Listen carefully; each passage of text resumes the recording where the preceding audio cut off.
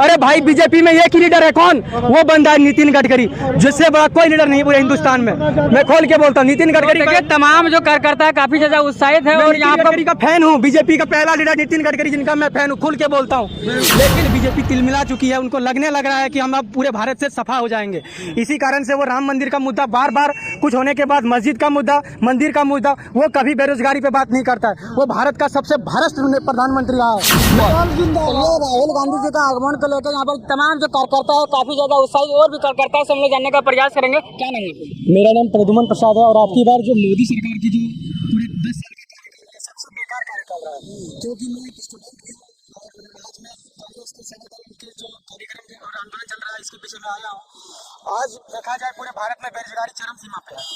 आज मोदी पूरे भारत में तिलमिला गए हैं, इसलिए क्योंकि आपका सीधा से इसका उदाहरण बिहार से मिल सकता है। क्योंकि बिहार में ये पलटू राम जो पलटे हैं, इसके पीछे ये कारण है कि मोदी पूरी तरह से तिलमिला गए हैं। वो भीड़ को सहन नहीं कर पा रहे हैं कि आखिर कितना भीड़ जा रहा है। वो भीड़ को देख के डरने लगे हैं, क्योंकि तेजस्वी बिहार में और जो लालू, ये इनका जो कार्य जो चल रहा है, हमारे राहुल जी का जो रैली चल रही है, जो लगातार भीड़ लाखों लोग की भीड़ रही है, इसके कारण से पूरी तरह से बीजेपी तिलमिला चुकी है। उनको लगने लग रहा है कि हम अब पूरे भारत से सफा हो जाएंगे। इसी कारण से वो राम मंदिर का मुद्दा बार बार कुछ होने के बाद, मस्जिद का मुद्दा, मंदिर का मुद्दा, वो कभी बेरोजगारी पे बात नहीं करता है। वो भारत का सबसे भ्रष्ट प्रधानमंत्री रहा है। मैं स्टूडेंट हूँ, मैं पीजी कर रहा हूँ, उसको बता दीजिएगा। मेरा आप उसको मेरा नंबर दे सकते हैं, मैं नंबर दे दूंगा। अगर मैं उसको एक्सपोज ना कर दूं तो मैं भी हिंदुस्तान का पैदाइश नहीं, पाकिस्तान का पैदाइश होऊंगा मैं। अच्छा, मोदी जी के कार्यकाल 10 साल होने को है, उसके कार्यकाल को आप लोग किस तरह से देख रहे हैं? उसके कार्यकाल को हम सबसे भ्रष्ट कार्यकाल देख रहे हैं। बोले वो कैसे भ्रष्ट कार्यकाल है? क्योंकि भारत में सांप्रदायिक दंगा जितना हुआ है, चाहे जिस भी स्टेट में हुआ है, उसमें बीजेपी सबसे बड़ी पार्टी बन के आई है। क्योंकि अगर वो सांप्रदायिक दंगा नहीं कराएंगे तो हमारे ओबीसी, एसटी, एससी का जो एक प्रकार जो बंधन है, उसे तोड़ेगा कैसे? क्योंकि वो जानता है, वो और जनरल क्लास को भी इसी तरह से वो फोड़ता है कि आखिर भाई हम तुमको मंदिर बना देंगे, हम तुमको मस्जिद बना देंगे, हम तुम्हारे गुरुद्वारे बना देंगे, तुम्हारे मंदिर तोड़ देंगे। तोड़ देने से और जोड़ देने से कुछ नहीं होने वाला है, क्योंकि भगवान जो है वो बहुत शक्तिशाली है, उसके अंदर बहुत पावर है। वो पूरे यूनिवर्स को बनाया है, तो वही हम लोग को बनाएगा, वही हमको बिगाड़ेगा। नरेंद्र मोदी ना कोई मंदिर बना सकता है, ना कोई मंदिर बिगाड़ सकता है। वो हमेशा सांप्रदायिक दंगे फैलाने के लिए वो हमेशा ये बोलता है कि हमारे हिंदू खतरे में। अरे भाई, जब हमारे देश में मनमोहन सिंह सीख थे और उस समय हमारे देश में किसी प्रकार का कोई दिक्कत नहीं हुआ, और आज सारे हिंदू हैं, तो आप बोल रहे हो कि हमारा देश खतरे में है। क्या खतरे में? तुम खतरे में हो, इसलिए तुम्हारी सरकार जाने वाली है। इसलिए तुम बार बार, और चोर मीडिया जो आपके दिखा रहे टीवी में, बड़े बड़े मीडिया, आज तक एबीपी, इंडियन, जे न्यूज खोल के बोलते हैं इन लोगों को, ये कमीनों साले चोर है सभी।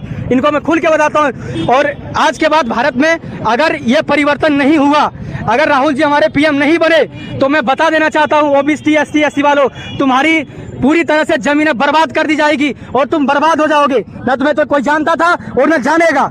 और जो मैं बता देना चाहता हूँ, जो अपने आप को हिंदू बन के रिप्रेजेंट कर रहे हो कि मैं हिंदुस्तान का हिंदू हूँ, वो भी गलत फहमी में हो भाई। मैं भी हिंदू हूँ, मुझे किसी प्रकार की सांप्रदायिक दंगे से कोई भेदभाव नहीं है, ठीक है। और लगातार जो सांप्रदायिक दंगे को बढ़ावा दिया जाता है। राहुल जी का जिस तरह से पैदल नया यात्रा कर रहे हैं, तो लोकसभा 2024 नजदीक है, तो क्या बदलाव देखने को मिलेगा जिस तरह से पैदल यात्रा कर रहे हैं? जी, बदलाव इसलिए देखना पड़ेगा क्योंकि हम ये जान रहे हैं कि हमारे जो क्षेत्रीय सांसद हैं निशिकांत दुबे, ये हमारे यहाँ का नहीं रहने वाले हैं, ये बाहरी है।